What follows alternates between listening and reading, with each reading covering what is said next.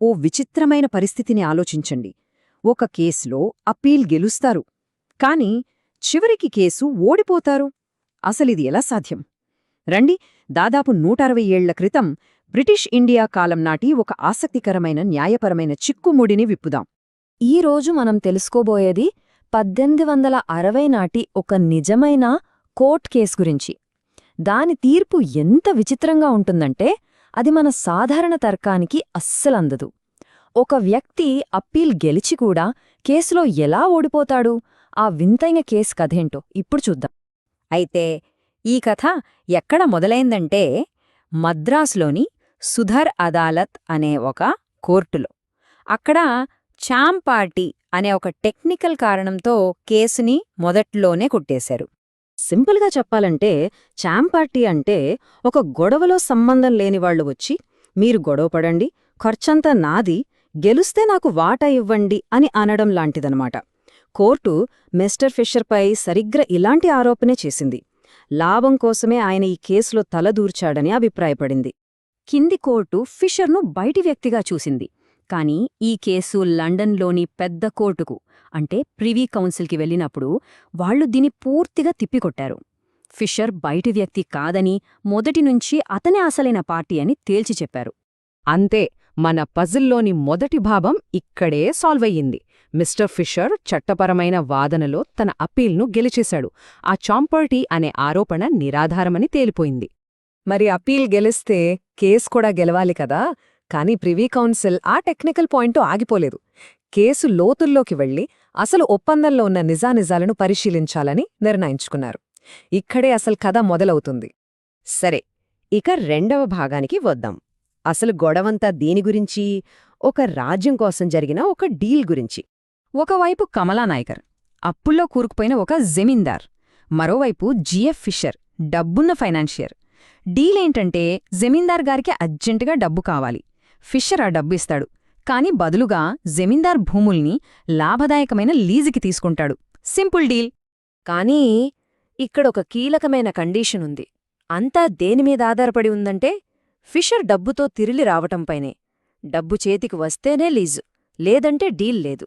చాలా clear cut condition. ఇప్పుడు మూడో విభాగానికి వద్దాం, సహేతుకమైన సమయం. అయితే ఈ ఒప్పందంలో ఒక పెద్ద సమస్య ఉంది. ఫిషర్ డబ్బు ఇస్తాడు అన్నారు, సరే, కాని ఎప్పుడు? కాంట్రాక్ట్లో ఏ తేదీ లేదు. ఇదే మొత్తం కేసుని మలుపు తిప్పింది. చట్టం ఏమంటుందంటే కాంట్రాక్ట్లో టైం రాయకపోతే సహేతుకమైన సమయంలో ఆ పని పూర్తి చెయ్యాలి అని అర్థం చేసుకోవాలి. మరీ కేసులో ఆ సహేతుకమైన సమయమంటే ఏంటి? ఎన్ని రోజులు? ఇదే అసలైన ప్రశ్న. ఇప్పుడు జరిగిన సంఘటనల క్రమాన్ని చూద్దాం. అక్టోబర్ 25న ఒప్పందం జరిగింది. కాని చూడండి, నవంబర్ 1 నాటికే జమీందార్ తీసుకున్న చిన్న అప్పు తీర్చాలి. అంటే టైం చాలా తక్కువుంది. రోజులు గడుస్తున్నాయి, ఫిషర్ నుంచి కబురు లేదు. చివరికి నవంబర్ 9న జమీందార్ ఓపిక నశించి ఇంకొకరికి భూములు లీజుకిచ్చేశాడు. ఆ తర్వాత నవంబర్ 13న ఫిషర్ తిరిగి వచ్చాడు, చాలా ఆలస్యంగా. సరిగ్గా 19 రోజులు. ఒప్పందం జరిగిన 19 రోజుల తర్వాత ఫిషర్ వచ్చాడు. కాని అప్పటికే జరగాల్సిన నష్టం జరిగిపోయింది. డీల్ చేజారిపోయింది. ఇక చివరిగా 4వ భాగం, తీర్పు. మరి కోర్టు ఏమని తేల్చింది? ఈ 19 రోజుల ఆలస్యం సమంజసమేనా కాదా? కోర్టు కొన్ని ముఖ్యమైన విషయాలను గమనించింది. మొదటిది, జమీందార్ అప్పులు చాలా అర్జెంటు. రెండోది, నవంబర్ 1వ తేదీ గడువు కూడా ఉంది. దీని బట్టి చూస్తే డబ్బు అంతకు ముందే వస్తుందని ఎవ్వరైనా ఆశిస్తారు. ఇలాంటి పరిస్థితుల్లో 19 రోజులు ఆగడమంటే అసలు అప్పు తీసుకునే ఉద్దేశమే దెబ్బతింటుంది.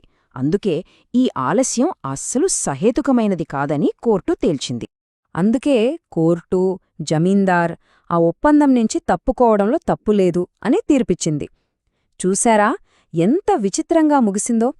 ఫిషర్ టెక్నికల్గా అప్పీల్ గెలిచాడు, కాని అసలు విషయంలో, అంటే ఒప్పందం విషయంలో ఓడిపోయాడు. సరే, 5వ భాగం, రూపం కంటే సారాంశం. ఈ కథ నుండి మనం నేర్చుకోవాల్సిన అసలైన నీతి ఏంటి? కోర్టు చెప్పిన ఈ మాట చాలా ముఖ్యమైనది. కేవలం కాగితం మీద రాసిన అక్షరాల్నే కాదు, ఆ లావాదేవీ వెనక ఉన్న అసలు సారాంశాన్ని, ఉద్దేశాన్ని చూడాలి.